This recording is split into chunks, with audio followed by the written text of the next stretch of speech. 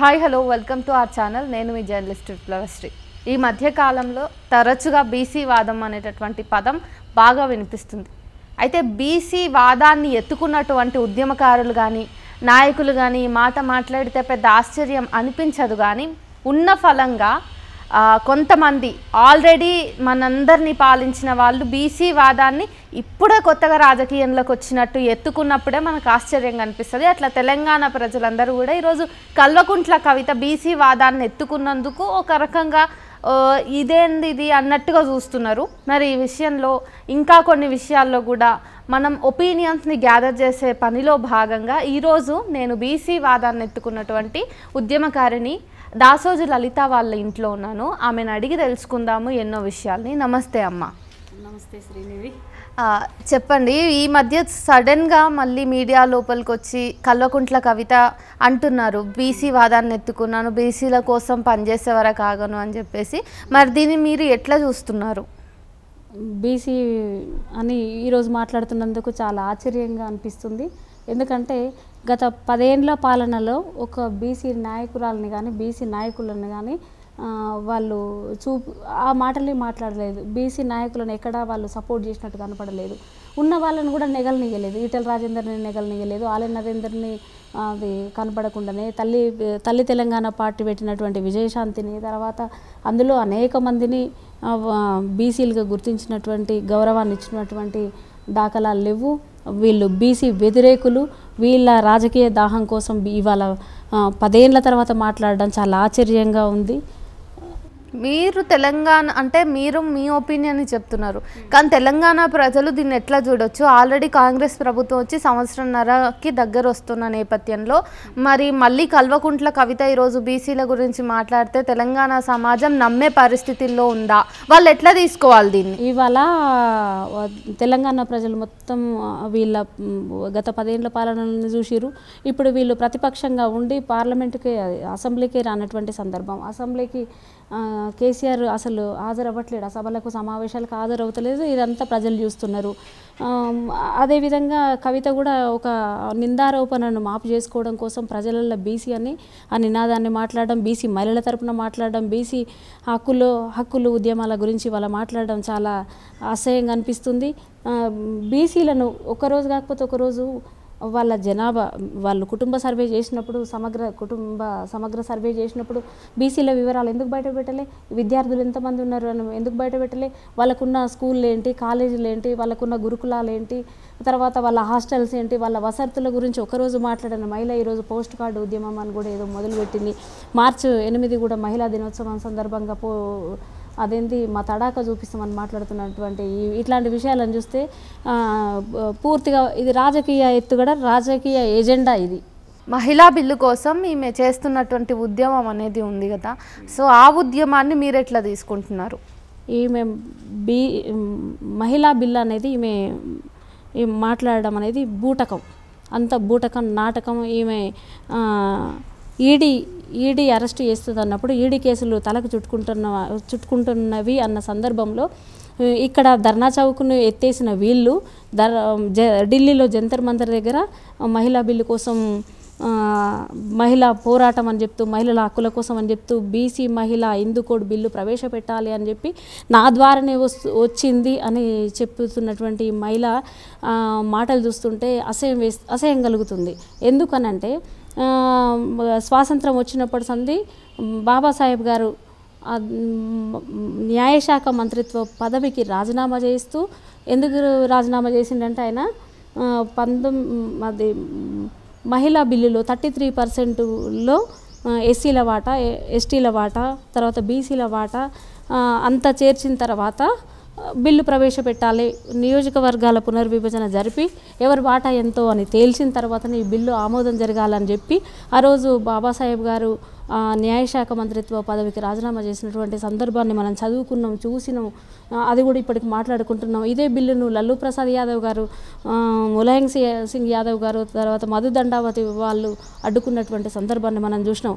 అయితే ఏ బిల్లు అయితే మనం వద్దనుకున్నామో ఆ బిల్లు కోసం ఏమి ఆమోదం తెలపడం బాధాకరం. అప్పుడు ఎంపీగా ఉన్నప్పుడు ఎందుకు మాట్లాడలేదు ఈ విషయాలు? బీసీ వాదం ఆమె పార్లమెంట్లో ఉన్నప్పుడు ఎందుకు మాట్లాడలేదు, ఆ బిల్లు పైన ఎందుకు చర్చ తీసుకురాలేదు. కానీ ఈడీ కేసులు అయితే ఎప్పుడైతే మెడకు చుట్టుకుంటాయి అని అన్న సందర్భంలో మాత్రం జంతర్ మంతర్ దగ్గర మహిళా బిల్లు కోసం పోరాటం నేను చేస్తేనే వచ్చింది, నేను చేస్తేనే ఆ బిల్లు ప్రవేశపెట్టారని మాట్లాడింది కదా.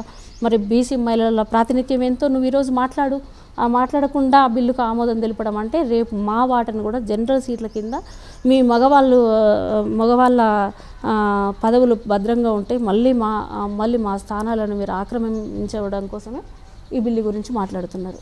ఈరోజు పొద్దున్న లేస్తే చాలు బీఆర్ఎస్ నాయకులు కానీ, ముఖ్యంగా కల్వకుంట్ల కవిత కానీ కాంగ్రెస్ పార్టీ ఇచ్చినటువంటి హామీల మీద, పథకాల మీద విపరీతమైనటువంటి తీవ్రమైన వ్యాఖ్యలు చేస్తూ ఉన్నారు కదా. ఆ వ్యాఖ్యల్ని మీరెట్లా అది చూస్తారు? ఇప్పుడు బీఆర్ఎస్ పార్టీయా అది టీఆర్ఎస్ పార్టీ అనేది వాళ్ళకు అసలు ఒక క్లారిటీ లేదు. వాళ్ళకే ఒక క్లారిటీ లేదు.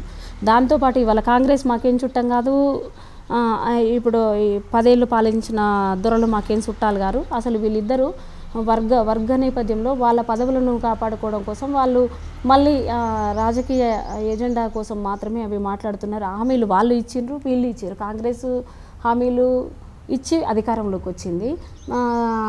అదే బీఆర్ఎస్ టీఆర్ఎస్ అది కూడా అట్లా హామీలు చెప్పే వచ్చిర్రు. దళిత ముఖ్యమంత్రి చెప్పారు కదా, దళిత ముఖ్యమంత్రి ఎక్కడ అయిండు కాలేదు కదా. అది కల్వకుంట్ల కవిత కండ్లకు కనిపించలేదా, చెవులకు వాళ్ళ నాన్న మాట్లాడింది వినిపించలేదా?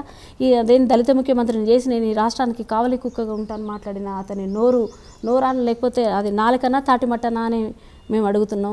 అది కవితకు వినపడలేదా, కేటీఆర్కి వినపడలేదా అని అడుగుతున్నాం. దాంతోపాటు 3 ఎకరాల దళితుల్లో 3 ఎకరాల భూమి ఎక్కడ పోయింది మీరు ఇచ్చినటువంటి మేనిఫెస్టోలో? ఇట్లాంటివి అనేకం ఉన్నాయి. అదేంది రైతు బంధు ఎవరికి ఇచ్చిర్రు? భూస్వాములకు ఇచ్చిర్రు.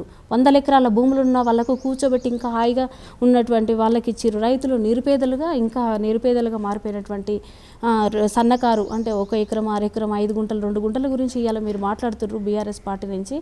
అసలు ఆ మాటలు వింటుంటే మరి మీరు పాలకవర్గం మీరు పాలించినప్పుడు రాని మాటలు ఇవాళ ప్రతిపక్షంలోకి వచ్చేసరికి అవి ఎట్లా వచ్చినాయి? గురిగింజ నలుపు తెలియదు అన్నట్టు మీ నలుపు మీరు కూడా చూసుకోండి ఒకసారి అని మేము ప్రజల తరపున మాట్లాడుతున్నాం. ఇప్పుడు మార్చి 8వ తారీఖు మహిళా దినోత్సవం సందర్భంగా కల్వకుంట్ల కవిత మహిళా శంకారావం అని చెప్పేసి ఒక కొత్త ఐడియాతో ముందుకు వస్తుంది. మరి మీరు దాన్ని సమర్థిస్తున్నారా? అక్కడికి వెళ్ళనున్నారా?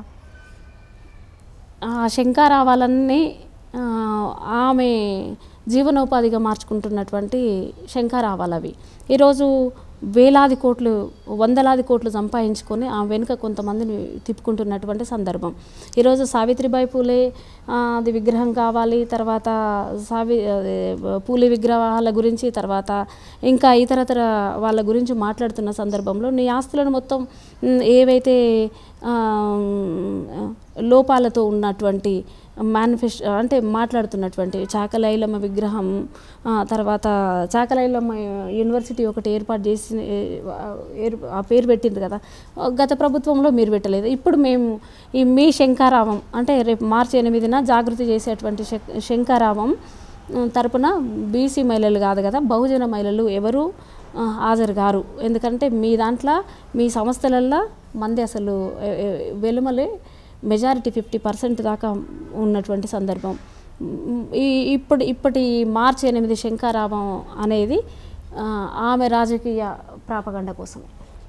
ఇప్పుడు వరంగల్లో ఏర్పాటు చేయబోయేటటువంటి ఎయిర్పోర్టుకు ఆమె రుద్రమదేవి పేరు పెట్టాలని చెప్పేసి దానికోసం కృషి చేస్తా అని చెప్పేసి అంటున్నారు. మరి వరంగల్ ఎయిర్పోర్టుకు రుద్రమదేవి పేరు పెట్టే విషయంలో మీ అభిప్రాయం ఏంటి? ఆమె ఎవరు వరంగల్ ఎయిర్పోర్టుకు పేరు పెట్టడానికి? ఆమెకు ఏం హక్కులు ఉన్నాయి? ఆమె ప్రాతినిధ్యంగా అదేంది రుద్రమాదేవిని తీసుకొచ్చి పెట్టడం అనేది కూడా సరైనది అసలు కానే కాదు. అక్కడ సమ్మక్క సారలక్కల విజయగాథలు ఉన్నాయి, వీరగాథలు ఉన్నాయి. అట్లాంటి వాళ్ళ పేర్లు రావాలి కానీ మళ్ళీ రాజరిక వ్యవస్థలో నుంచి అట్లాంటి వాళ్ళు రావద్దని అదేంది ప్రజల వైపు ప్రజల కోసం పోరాడినటువంటి ఆరాధ్యులు అయినటువంటి వాళ్ళ పేర్లు సమ్మక్క సారలమ్మల పేర్లు రావాలని పేర్లు పెట్టాలని కోరుకుంటున్నాం. ఆమె ఈ వ్యాఖ్యను ఖండిస్తున్నాం. అయితే ఇప్పుడు వరంగల్ ఎయిర్పోర్ట్కి రాణి రుద్రమ అనే ఓ ప్రతిపాదనను మేము వ్యతిరేకిస్తున్నాం. మరి ఇంకా అంటే మీరు సమ్మక్క సారక్కది పెట్టాలని అంటున్నారా? ఇప్పుడు ఎవరైతే బీఆర్ఎస్ టీఆర్ఎస్ పార్టీలకు సంబంధించినటువంటి నేతలు ఉన్నారో వాళ్ళకు కూడా అది బీఆర్ఎస్ పార్టీయా టీఆర్ఎస్ పార్టీయా అన్న క్లారిటీ ఉన్నట్టుగా ప్రజలకైతే కనిపిస్తలేదు. ఇంతకు బీఆర్ఎస్ఆ టీఆర్ఎస్ఆ? ఆ తర్వాత సోషల్ మీడియా వ్యాప్తంగా బీఆర్ఎస్ టీఆర్ఎస్లకి సంబంధించి యుద్ధాలు జరుగుతూ ఉన్నాయి. దీన్ని మనం ఎట్లా చూడొచ్చు? ఇదైతే ఒక భయంకరమైనటువంటి పరిస్థితులు కల్పిస్తున్నటువంటి కల్వకుట్ల కుటుంబం నడిపిస్తున్నటువంటి మీడియా. అది దాంట్లో ఇంతమంది మాట్లాడుకున్నాం కదా, వాళ్ళకి టీఆర్ఎస్ బీఆర్ఎస్ అనే క్లారిటీ ఇప్పటివరకు లేదు. ఒకవేళ టీఆర్ఎస్ కాకపోయి ఉంటే తెలంగాణ ఆత్మగౌరవానికి వాళ్ళు వ్యతిరేకంగా మారినట్టే. తర్వాత ఢిల్లీలో పోయి బీఆర్ఎస్ భవనాన్ని ఒకటి కట్టిర్రు, ఇంకా వేరే రాష్ట్రాలలో కట్టిర్రు. తర్వాత ఇక్కడ సోషల్ మీడియా కూడా ఆమె నిన్నను మన ఒక ప్రకటన నేను ఒక చోట మాట్లాడుతుంటే విన్నాను. ఏమని అంటే పింక్ బుక్ ఒకటి మెయింటైన్ చేస్తున్నాం, పింక్ బుక్ ఒకటి రాస్తున్నాం. ఆ పింక్ బుక్లో అదేంది ఈ సోషల్ మీడియాలోనూ అంటున్న వాళ్ళ గురించి మాట్లాడుతున్న వాళ్ళ గురించి అని అన్నారు. ఓట్లు ఒక 30% 35% ఓట్లు పోలయ్యి ఉంటే మీరు అధికారంలోకి వచ్చినటువంటి సందర్భం. అయితే మీకు ఓట్లైన వాళ్ళందరూ తర్వాత స్వేచ్ఛాయుతంగా మాట్లాడిన వాళ్ళందరికీ మీరు వ్యతిరేకమా? మీ సంగతి చూస్తాం, మీ అంతు తేలుస్తాం, మేమైతే అధికారంలోకి రానియండి అని మాట్లాడేటువంటి అనుచిత వ్యాఖ్యలను మనం వాటిని వేరుగా చూడాల్సినటువంటి అవసరం లేదు. ఇది అణచివేత అని చెప్పొచ్చు. ఎందుకంటే మీ అంత చూస్తాం, మీ సంగతి చెప్తాం అని మేము ఒక పింక్ బుక్ మెయింటైన్ చేస్తున్నాం అంటే మొత్తం 100% మీ అభిప్రాయాలతో ఏకీభవించవలసినటువంటి అవసరం లేదు. నాలాంటి వాళ్ళకి దొరల పాలన అంటే నచ్చదు. ఈరోజు ధర్నా చౌక్ దగ్గర బీసీ మహిళల తరపున ఏదో కార్యక్రమం తీసుకున్నప్పుడు నీ పక్కన మహిళలు ఎంతమంది ఉన్నారు? అసలు బీసీ మహిళలు ఉన్నారా? రచయితలు ఉన్నారా? ఉద్యమకారులు ఉన్నారా? అసలు ఎవరు లేరు. ఏమైనా నీ సొమ్ముకు, నువ్వు సంపాదించిన సొమ్ముకు కొంతమందిని అట్లా అది కిరాయి వాళ్ళని అపాయింట్ చేసుకున్నావు. దాంతోపాటు మీకు వాళ్ళ స్క్రిప్ట్ రాసిస్తే మాట్లాడుతున్నాం అనేది మాకు పూర్తిగా ప్రజలు చూస్తున్నారు. మాలాంటి వాళ్ళకు కూడా తెలుస్తుంది. అంత స్క్రిప్ట్ ప్రకారం మాట్లాడుతున్నటువంటి దానివి. నీకు సాంస్కృతిక నేపథ్యంగా ఏం జీవితాలే లేని వాళ్ళు కదా మీరు. 1% అదేందో 5-10 కిలోల బియ్యం వండితే మీ జాతులకు మొత్తం సరిపోయేటువంటి మీరు, మీ కుటుంబము, మీ వీళ్ళంతా మా పైన, బీసీ మహిళల పైన, తర్వాత నా ఎస్సీ ఎస్టీ మహిళల పైన, తర్వాత సంచార జాతుల మహిళలపైన, తర్వాత ఆదివాసీ గోండులపైన మీ పెత్తనాలు మీరు చేస్తూ ఉంటే మేము సహించేది లేదు. ఈ సహింపుకు మీరు వారసత్వంగా ఏమనుకుంటున్నారంటే రాణి రుద్రమాల అని అంటున్నారు. మాకు రాణి రుద్రమాల అవసరం లేదు. మాకు కావాల్సింది సమ్మక్కల సారక్కల ఉద్యమ నేపథ్యం. మేము ఆ విధంగానే తెలంగాణలో మరో పోరాటాన్ని ఏర్పరచుకుంటాం. మీ తర్వాతి కార్యాచరణ ఏంటి? బీసీల రాజకీయ రిజర్వేషన్ కోసం కానీ, బీసీ మహిళా రాజకీయ రిజర్వేషన్ తప్పకుండా తర్వాత కాదు, బతుకున్నంత కాలం అదేంది బొందిల జీవున్నంత వరకు అది బీసీ మహిళల తరపున, తర్వాత అట్టడుగు మహిళల తరపున, ఆదివాసీ మహిళల దాకా మా పోరాటం తప్పకుండా ఉంటుంది. తర్వాత ఇవాళ స్థానిక సంస్థలలో మీరు 34% ఉన్నది 18% కుదించింది మీరే. ఇవాళ మీ పార్టీలో మీరు ఎంతమందిని అనౌన్స్ చేస్తారో చెప్పకుండా, మీ పార్టీ నుంచి ఎంతమంది స్థానిక సంస్థలలో వాళ్ళది రిపోర్ట్ చెప్పకుండా మాట్లాడడాన్ని కూడా మేము ఇది బీసీ కోణంలోనే చూస్తాం. అందులో మహిళల్ని కూడా మీరు అనౌన్స్ చేయండి. ముందు మీ పార్టీ నుంచి నువ్వు మహిళగా నువ్వు అనౌన్స్ చేయండి. ఈరోజు తెలంగాణ అంటే కల్వకుంట్ల కవిత, కల్వకుంట్ల చంద్రశేఖరరావు కూతురు మాత్రమే కాదు, మొత్తం ఇక్కడ కూడా మా జనాభా ఆమాషా ప్రకారం మేము కూడా 80-90% ఉన్న మా మహిళలకు నువ్వెంత మాత్రం ప్రతినిధివి కాలేవు. కాకపోతే స్క్రిప్ట్ రాస్తే మాట్లాడుతున్న దానివి. నీకు అదేంది ప్రజల మీద పడి దోసుకొని లిక్కర్ దందాలు చేసి దోసుకొని దాచుకున్న ధనంతో మా ప్రజల మీదనే మా చెమటనే మా కష్టాన్ని, రెక్కల కష్టాన్ని దోచుకొని నువ్వు ఇవాళ కొద్ది రోజులు సుఖపడతావేమో, కొద్ది రోజులు నీ చుట్టూ కొంత ఉంటుందేమో. నువ్వు నీ యావదాస్తిని నువ్వు వాళ్ళ అపార్ట్మెంట్లో 10,000కు రెంట్కున్న మీరు ఇవాళ 3,000 కోట్లకు వచ్చారు కదా. ఈరోజు ₹1 లేకుండా అంత అదేంది సర్కారుకు రాసియండి. రాసిచ్చిన తర్వాత మాలాగా మీరు రోడ్డు మీదకి వచ్చి రూపాయి లేకుండా ఉద్యమానికి కలిసి నడుద్దాం రండి మీకు అని సవాళ్ళు విసురుతున్నా. థ్యాంక్ యూ దాసోజు లలిత గారు.